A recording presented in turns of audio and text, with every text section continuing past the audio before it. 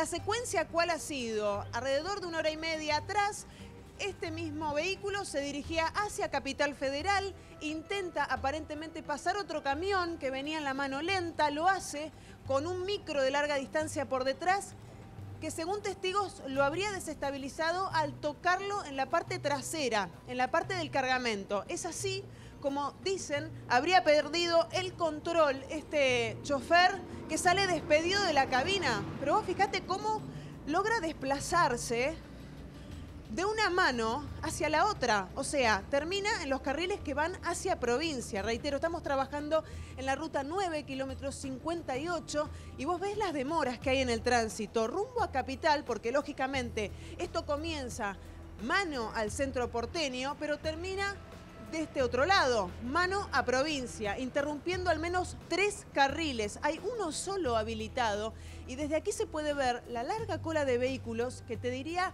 superaría los 5 kilómetros mano al norte. Es decir, máxima precaución y paciencia con todo este suceso porque va a demorar varias horas en que la grúa llegue, se realicen las pericias correspondientes y finalmente se pueda desplazar este camión de cargamento de autopartes de aquí. Pero vos ves cómo ha quedado la escena, cómo han quedado las autopartes diseminadas sobre el asfalto, el hombre que pierde la vida al ser despedido de la cabina, que vendría solo.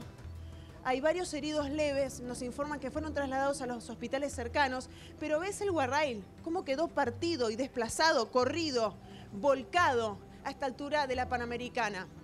Vos fíjate cómo están, de alguna manera, desplazándose los vehículos particulares muy lentamente.